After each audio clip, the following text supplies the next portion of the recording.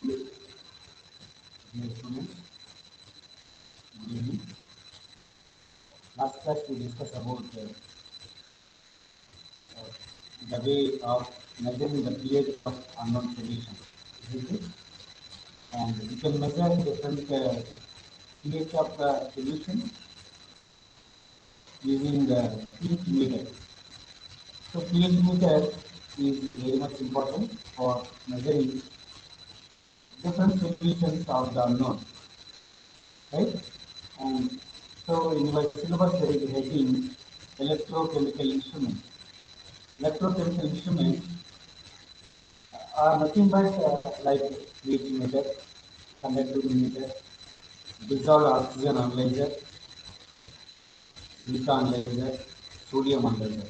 So these are comes under electrochemical instruments, right? So last class we discussed about pH meter and conductivity meter, right? And today uh, we see one more one more one more method or one more electrochemical instrument nothing but dissolved oxygen measurement. So what do we mean by dissolved oxygen uh, measurement? So in this is nothing but oxygen is dissolved, but where it is dissolved oxygen, that is important. So dissolved oxygen refers to to the oxygen dissolved in the water. So in the water, oxygen is dissolved. So how much oxygen is dissolved in the water that you want to measure. So we have some measurements, some methods available for measuring this one, right? And one more, its concentration is expressed. The dissolved oxygen concentration is expressed as the amount of oxygen per unit volume, and the unit is milligrams per liter. Milligrams per liter. So, biologically, oxygen is an essential element for respiration of underwater life and also acts as a chemical oxidizer. So, this oxygen is very much important for respiration of underwater life. So, underwater, so what is there? Like fish, isn't it? Fishes, prawn, other the thing other one are there for which will be totally depend upon the dissolved oxygen, right? Concentration we want to measure it. And one more, this oxygen, dissolved oxygen, act as a chemical oxidizer. A chemical oxidizer. And the solubility of oxygen in water is affected by water temperature. So the solubility of property of the oxygen is solubility. So the solubility of oxygen in the water is affected by water temperature, sometimes salinity, barometric pressure, etc. And it decreases as water temperature rises. So definitely, if water temperature is rises, the solubility of the oxygen is decreasing.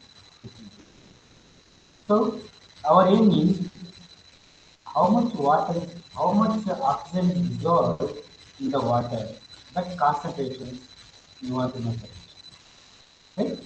But what is there for this measurement? We have a better measurement method is galvanic method. So with this galvanic method, we are simply measuring how much oxygen is dissolved in the water. So we see the structure of galvanic method. In this diagram, see it is a container. It is a container. It is a container.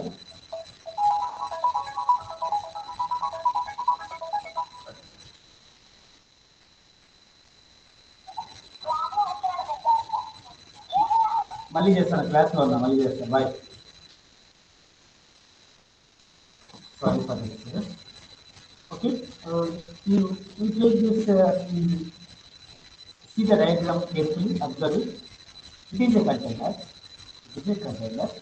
In this we can have some water. So in this water, some oxygen is dissolved. You want to know it. You want to know, you want to know that concentration. So for that, we are having at the bottom membrane is a Teflon material. Is a Teflon. And here we have two electrodes. Two electrodes. This one at the bottom we are providing a working electrode. The electrode nothing but Ag. It is made with Ag. Right? And we have one more electrode that is so called counter electrode. That is called PB. Counter electrode. And this here we have electrolyte that is nothing but KOH. KOH. And here for these two electrodes we connected an ammeter. So uh, that current we want to measure it. See the description. The membrane has high permeability to oxygen and is constructed so that the electrodes and electrolyte are isolated from the water being measured. Right? The counter electrode is a base metal. This one. The counter electrode is a base metal, and the working electrode is a noble metal, and the potassium the hydroxide is used as the electrolyte. Oxygen passes through the membrane and is reduced on the working electrode. Right? And so the method measures the reduction of current flowing between both electrodes. Between both electrodes. See, when the oxygen is present dissolved in the water, how much how much when oxygen passes through the membrane and is reduced on the working electrode. So some oxygen is reduced in the working electrode. So there should be difference reduction in current flowing. There will be difference in reduction in current flowing, right, between these two electrodes. So the difference in current reduction in current flowing is nothing but proportional to concentration of the dissolved oxygen. So that is how much that current difference we are expecting, we are measuring, that is proportional to concentration of the oxygen present dissolved in the water.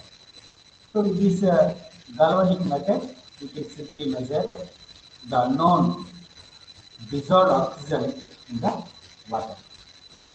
Okay, that's about this dissolved oxygen method. It is very simple one. Once again, take container and into that there is a sample. I mean, there is a water. No doubt we have to place two electrodes, top and bottom. The bottom one is working electrode made with some Ag, and top one is counter electrode made with some Pb. And in this, we are providing electrolyte. It's nothing but potassium. That is potassium hydroxide, KOH, that is we are providing. So when the oxygen present, so that from here to here, from bottom to top, there should be difference in current. How much difference in current? That is proportional to the concentration of the dissolved oxygen in the water. Okay, right? Very simple. Okay.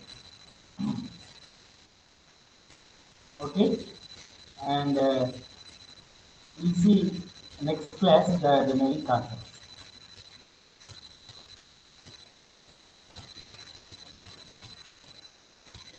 If you have any doubts, you can ask me later.